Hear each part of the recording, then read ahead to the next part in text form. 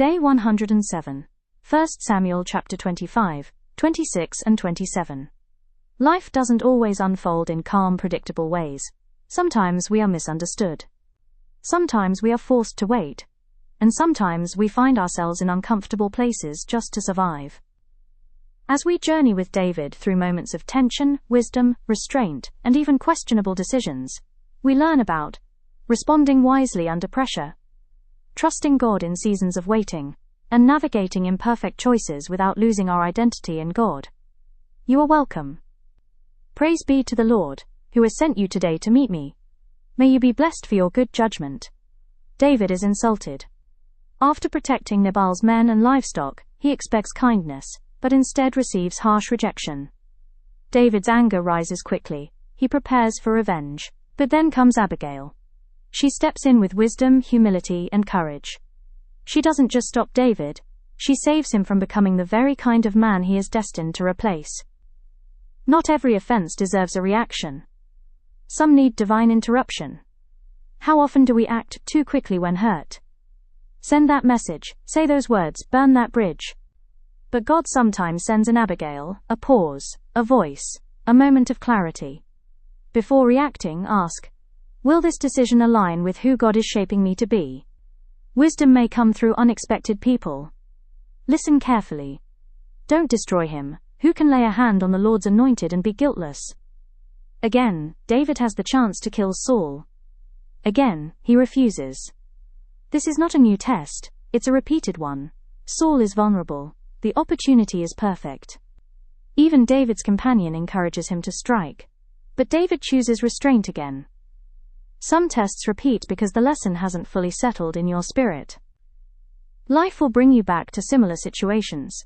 The same kind of betrayal, the same temptation, the same pressure to take matters into your own hands.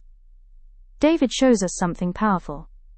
Passing a test once is good. Passing it again proves transformation. When a familiar challenge appears, recognize it. I've been here before.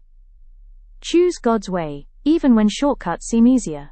David thought to himself, one of these days I will be destroyed by the hand of Saul. This is a turning point. David, who has trusted God through lions, Goliath, and years of pursuit, now begins to fear. And fear leads him into Philistine territory, the land of his enemies. He seeks safety outside of God's promise. Even strong believers can have moments where fear speaks louder than faith. David doesn't consult God here, he reasons within himself. And that's where many of us struggle. We start making decisions based on fear instead of faith. Be careful of decisions made in panic. They often lead to compromise. When fear speaks, pause and return to what God has already said. Even in chapter 27, where David's choices are questionable, God does not abandon him.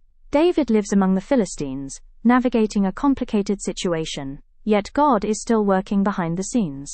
God's faithfulness is not cancelled by your imperfect decisions. This is not an excuse to stray, but it is a comfort when we realize we already have. God remains present, guiding, correcting, restoring. If you've made a wrong turn, don't stay there. God's grace is an invitation to return, not a license to remain. In these chapters we can see that David is not perfect. He is wise, yet emotional, faithful, yet fearful, strong, yet human. And that's what makes these passages so relatable. God is not just shaping your destination, He is shaping your responses along the way. If you are facing offense, choose wisdom over reaction, facing repeated trials. Stand firm in what you've learned, facing fear. Return to God's promises, facing regret. Rest in God's grace. You are still on the journey, and God is still with you.